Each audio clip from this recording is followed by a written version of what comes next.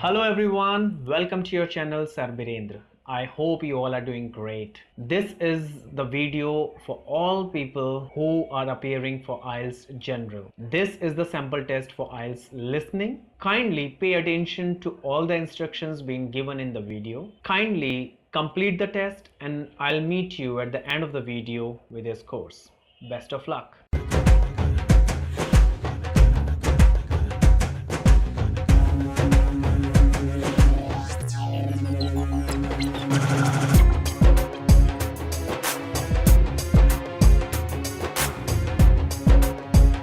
Part 1. You will hear part of an introductory talk on nutrition. First, you have some time to look at questions 1 to 4.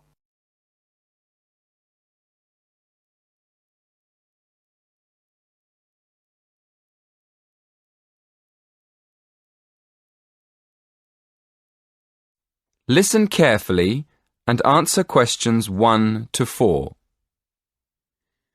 Good afternoon. Many people in the Western world eat the wrong food, and they eat far too much of it. So, the topic of my lecture today is healthy eating.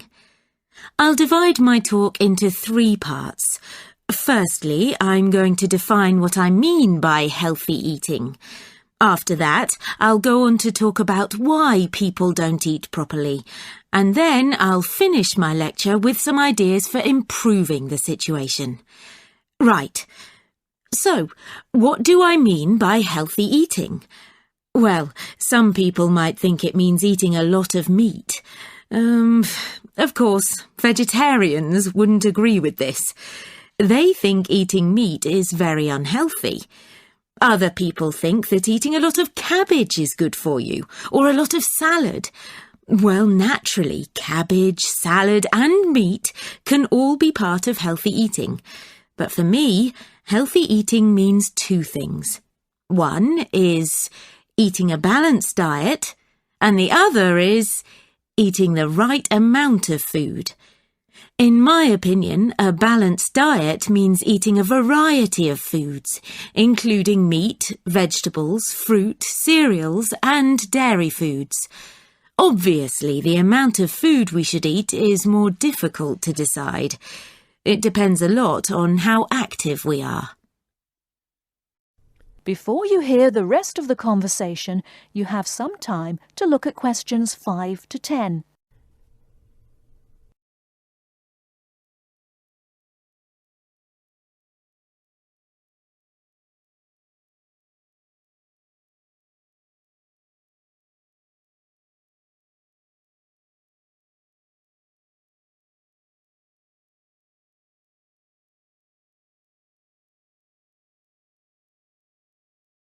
Now listen and answer questions 5 to 10. Now on to my next point. Why do so many people eat badly? Well, let's look first at having a balanced diet. To have a balanced diet, you have to plan your meals in advance and then buy the right food. And then take time to cook it properly. But these days, people are so busy working that they don't have time to go shopping. So they end up buying fast food at the last minute. Another reason people don't eat well nowadays is that it's actually cheaper to buy food already prepared in a packet. So people who haven't got much money will buy packet food rather than cook something fresh. And a final reason why people don't eat healthily is that they don't know how to. In my opinion, schools don't do nearly enough to educate their pupils in healthy eating habits. Now listen and answer questions 8 to 10. And now to my third and last point. What can we do to solve the problem? Well, I think it can be solved by 3 main groups: families, schools, and the government. To start with, parents should make sure their children have a healthy diet. Secondly, a lot of schools have self-service machines where their pupils can buy soft drinks, crisps, sweets and chocolates. I think schools should change what they sell in these machines. Another thing schools can do is make sure that the food they serve in their canteens is fresh and well balanced. And to finish, I'll briefly mention two of the measures I think the government should take to encourage healthy eating. One is to limit advertising unhealthy food, and the other is to spend more money on educating the public about the benefits of a healthy diet. In my next lecture, I'll go into more detail about them. That is the end of part 1. You now have half a minute to check your answers.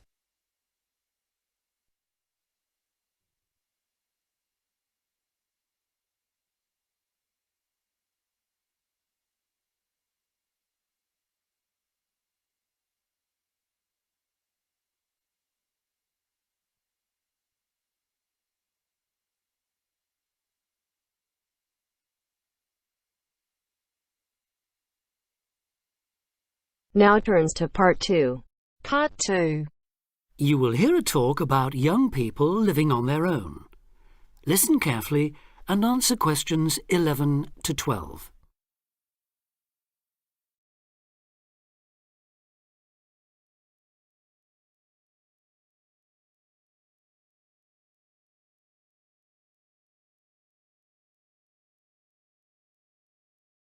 Listen carefully and answer questions 11 to 12.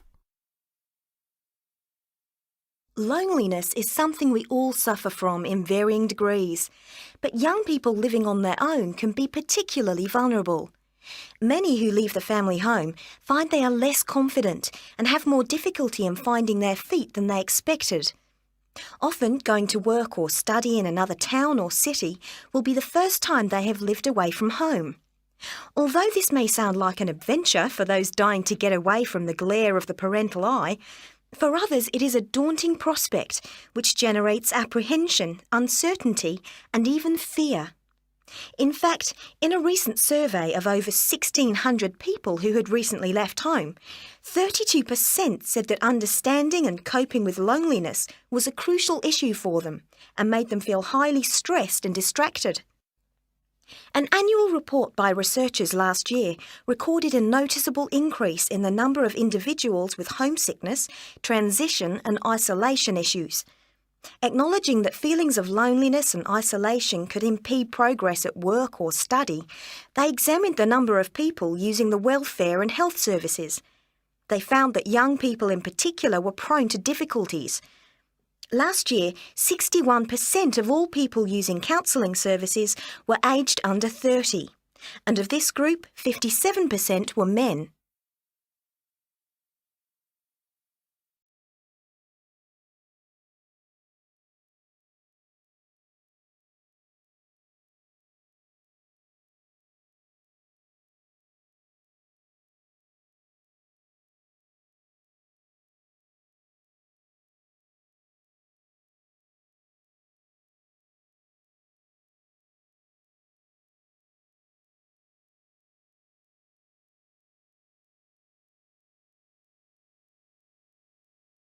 Now listen and answer questions 13 to 20.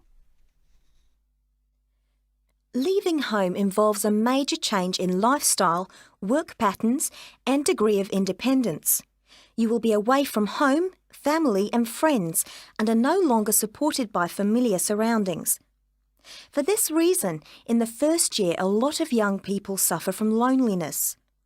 Ironically, this sense of isolation comes at a time when you are likely to be surrounded by people most of the time. Living in a busy city, travelling on crowded buses and trains, you will be constantly among people. But this can sometimes compound your sense of being alone. Seeing others who appear at ease among large crowds, mingling and making friends, can make you feel excluded and inadequate. Adapting to a new environment makes people uncertain of what to do or how to behave and breeds insecurities which can make for a real sense of isolation. It is often those who are more used to being on their own who deal best with the transitional period of leaving home. Other reasons for feeling alone include high expectations of the big city where you have the best time of your life and meet lifelong friends, It may be the first time you have had to make new friends since you started primary school, and perhaps you are reluctant or finding it hard to replace old friends whom you miss. There are also pressures to juggle work and socialising, which may leave you feeling left out. Or it could be that you have a long-distance relationship and feel torn between your new lifestyle and that special person who lives so far away. Because loneliness can leave you with a sense of low self-esteem, where you become self-conscious and feel you have been rejected, it is very difficult to overcome. You may be reluctant to even try and make new friends or take part in social activities, and will also find it difficult to say no to things, leaving you feeling exploited and weak. One of the ways of combating loneliness is to remember that it's not your fault, and that it's something everyone has to deal with, despite appearances. Counsellors advise those feeling lonely to speak to someone they know about their feelings.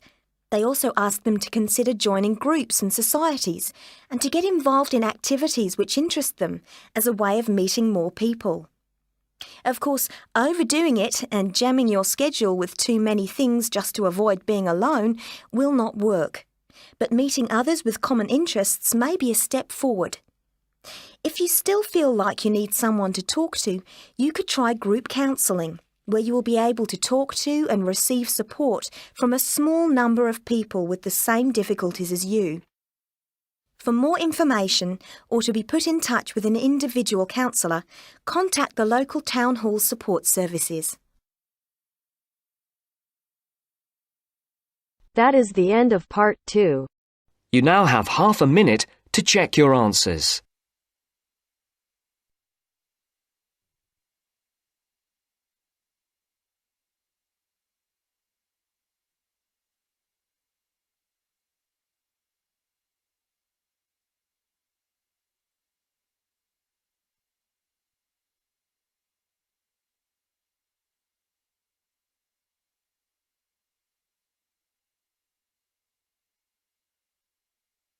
Now turns to part 3. Part 3. You will hear a tutor and 2 students discussing the best ways to study. First, you have some time to look at questions 21 to 25.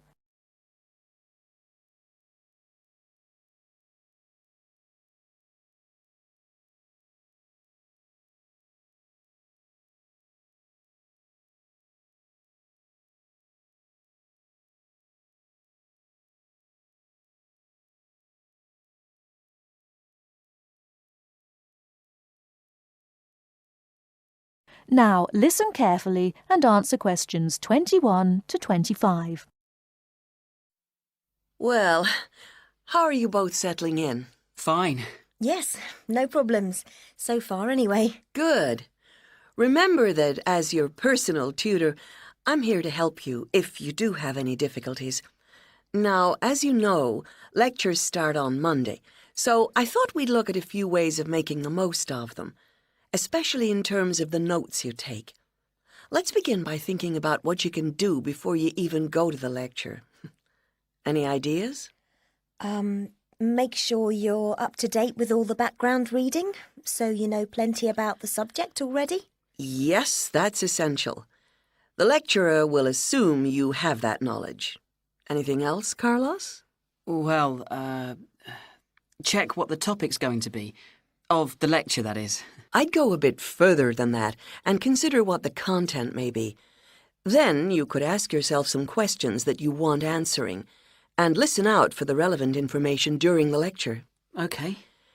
Now that brings us to the lecture itself and the actual business of writing notes. But there's a lot to deal with there, so we'll come back to that later. What I'd like to do for the moment is continue with the process of note-taking and move on to the next stage. Any suggestions for what that might be? When the lecture is over, you mean? Yes, once you're able to sit down somewhere quiet with your notes. Read them? More than that, you need to make sure they'll still make sense to you weeks, months later. Edit them? Yes, that's what's needed. It's well worth spending a few minutes on it. Any missing words, anything difficult to read, Things you didn't have time to jot down, now is the time to do so, while everything's still fresh in your mind. Right. And after that, when's the best time to revise them? When do you think, Carlos? I'd say just before the next lecture, in the same subject. Precisely. That's a vital time to look at them again, for obvious reasons. But it's definitely not the only time. When should you revise them again? A month later, maybe? Sooner, and much more often than that. I'd recommend you look at them again once a week. That's why it's so important they're complete and easy to follow.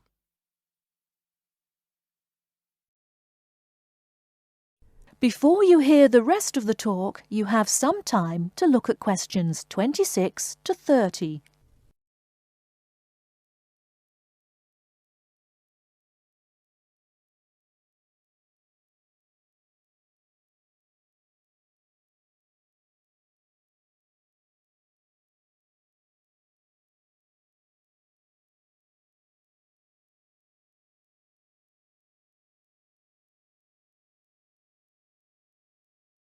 Now listen and answer questions 26 to 30.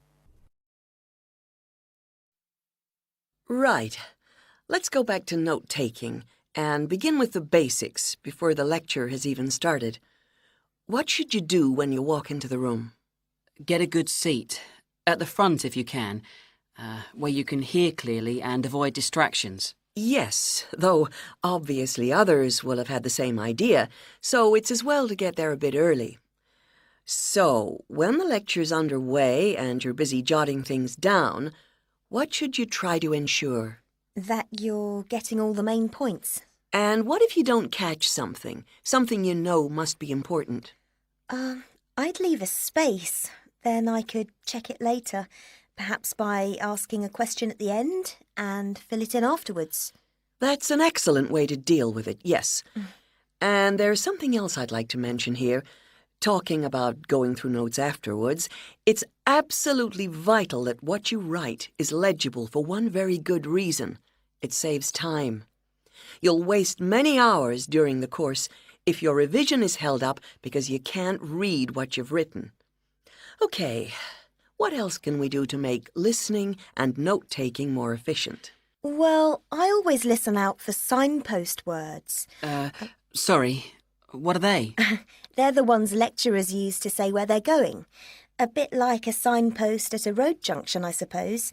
Things like, the first reason is, however, to sum up, and so on. Yes, they can tell you when something important is coming, and help you organize your notes, too.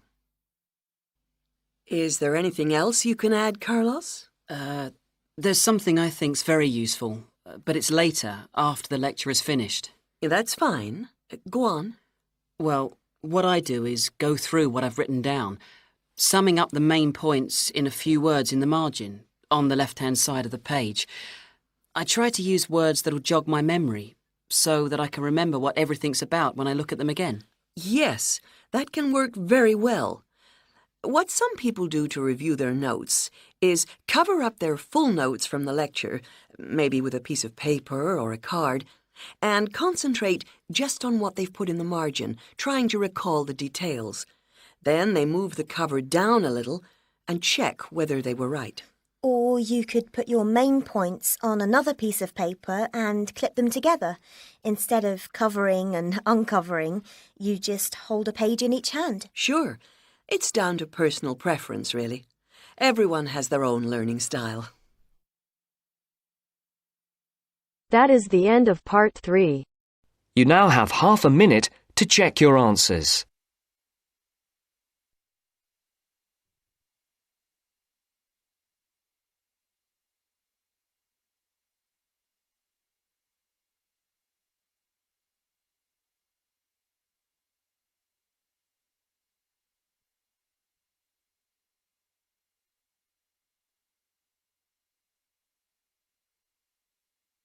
Now turns to part 4.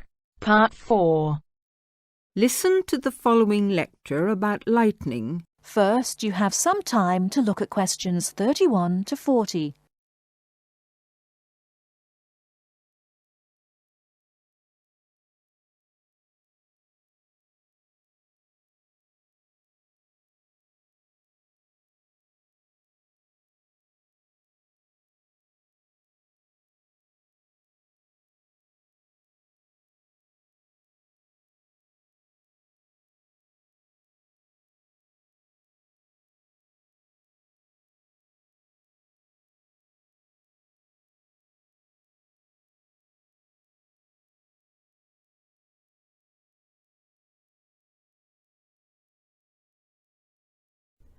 Now listen carefully and answer questions 31 to 40. In earliest times, men considered lightning to be one of the great mysteries of nature. Some ancient people believed that lightning and thunder were the weapons of God. In reality, lightning is a flow of electricity formed high above the earth. A single flash of lightning 1.6 kilometers long has enough electricity to light 1 million light bulbs. The American scientist and statesman Benjamin Franklin was the first to show the connection between electricity and lightning in 1752. In the same year, he also built the first lightning rod. This device protects buildings from damage by lightning. Modern science has discovered that one stroke of lightning contains more than 15 million volts. A spark between a cloud and the earth may be as long as 13 kilometers and travels at a speed of 30 million meters per second. Scientists estimate that there are about 2,000 million flashes of lightning per year. Lightning hits the Empire State Building in New York City 30 to 48 times a year. In the United States alone, it kills an average of 1 person every day. The safest place to be in case of an electrical storm is in a closed car. Outside, one should go to low ground and not under trees. Also, one should stay out of water and away from metal fences. Inside a house, people should avoid opening doorways and windows and not touch wires or metal things. With lightning, it is better to be safe than sorry. That is the end of part 4. You now have half a minute to check your answers.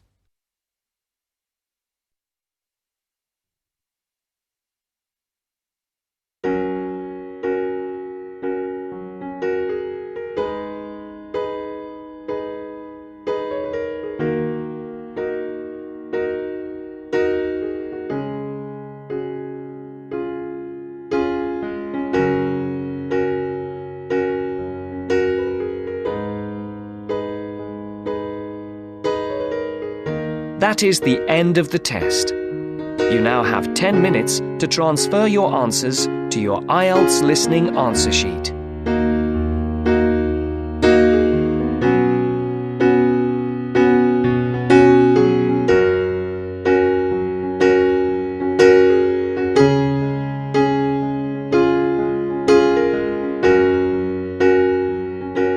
Congratulations, you have completed the test. Don't forget to comment your score and don't forget to like, share and subscribe the channel for more videos. Thank you.